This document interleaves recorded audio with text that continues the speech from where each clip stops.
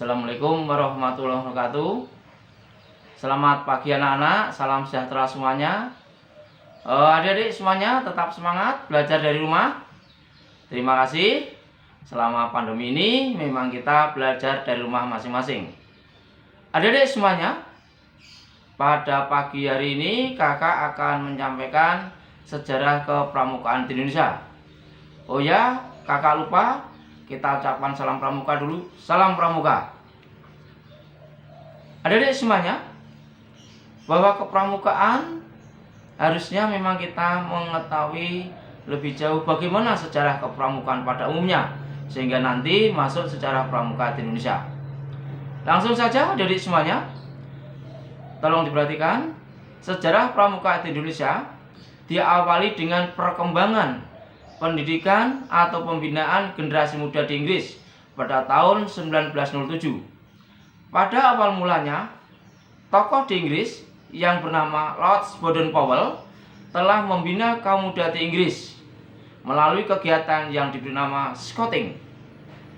Beliau menerapkan Scouting melalui dunia perkemahan, tepatnya pada tanggal.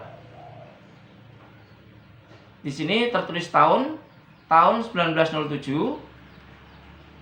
Lord Baden-Powell melakukan pembinaan generasi muda yang awalnya terlibat dalam kekerasan akan diubah melalui kegiatan kepemudaan yang bersifat sosial, penuh heroik dan penuh nasionalisme keinggrisan. Oleh karena itu, Lord Baden-Powell mengajak 21 pemuda di Inggris yang terlibat kekerasan tadi melalui dunia perkemahan di Pulau Bronsey. Dilakukan selama 8 hari. Ternyata melalui kegiatan perkemahan di Bronsey yang disebut dengan kegiatan Scouting itu berhasil. Keberhasilan Lord Baden-Powell sebelum dan sesudahnya ini kemudian dibukukan atau ditulis sehingga melalui buku dengan berjudul Scouting for Boy. Melalui buku Scouting for Boy itulah kepanduan berkembang di Indonesia pada tahun 1950 sampai dengan 1960. Pada masa itu di Indonesia bergejolak politik pada masa awal kemerdekaan Indonesia. Akhirnya dengan melalui beberapa kegiatan kepanduan di Indonesia yang terinspirasi oleh kegiatan politik, maka kepanduan di Indonesia berkembang berlanjut. Yang akhirnya pada tahun 1961 Presiden Soekarno selaku mandataris MPR tepatnya pada tanggal 9 Maret 1961 menerapkan amanat atau memberikan amanat kepada pimpinan Pandu di Istana Merdeka. Beliau merasa berkewajiban melaksanakan amanat MPRS untuk lebih mengefektifkan kegiatan kepanduan sebagai satu komponen bangsa yang berpotensi dalam pembangunan bangsa dan negara. Oleh karena itu, beliau menyatakan pembubaran organisasi kepanduan di Indonesia dan melebur dalam satu organisasi gerakan pendidikan kepanduan yang sangat tunggal atau satu dengan nama Gerakan Pramuka, yang diberi tugas untuk melaksanakan pendidikan kepanduan kepada anak-anak dan pada generasi muda.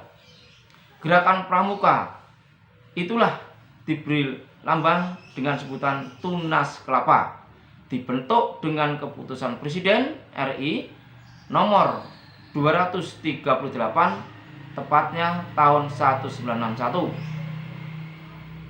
Anak-anak, adik-adik semuanya, meskipun gerakan pramuka keberadaannya ditetapkan dengan keputusan Presiden yang tadi sudah kakak sampaikan pada tahun 61 dengan nomor 238, namun secara resmi gerakan pramuka dikenalkan kepada khalayak semuanya tepatnya pada tanggal 14 Agustus 1961.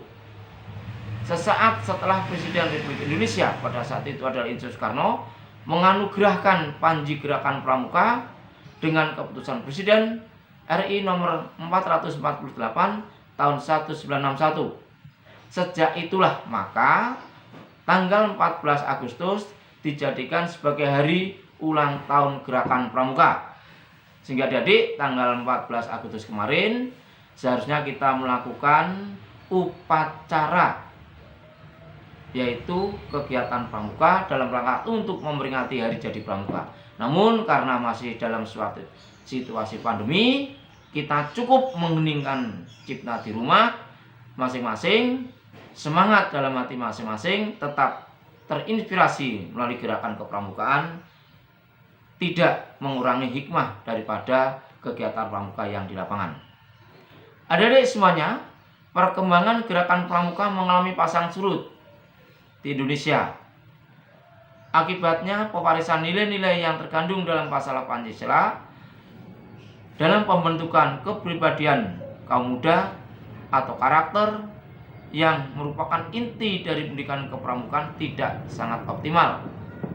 Menyadari hal tersebut, maka pada peringatan hari ulang tahun Gerakan Pramuka ke-45, tepatnya tahun 2006, Presiden RI pada saat itu adalah Bapak Susilo Bambang Yudhoyono mencanangkan revitalisasi Gerakan Pramuka.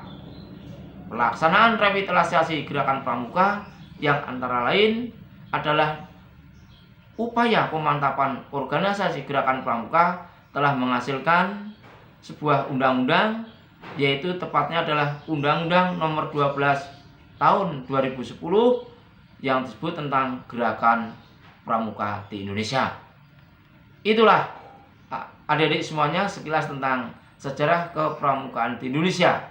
Yang sampai saat ini kita pegang adalah tentang undang-undang tentang gerakan pramuka, yaitu Undang-Undang Nomor 12 Tahun 2010.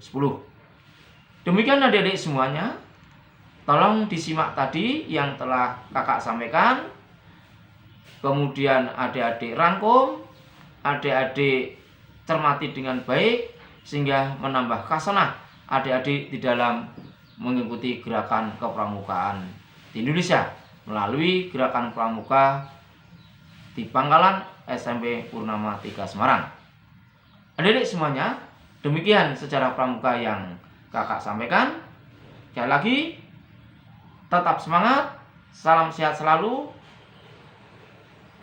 patuhi protokol kesehatan karena masih pandemi, dan ingat, kesehatan adalah paling utama, belajar nomor 1. Sekian kurang lebihnya, mohon maaf. Assalamualaikum warahmatullahi wabarakatuh.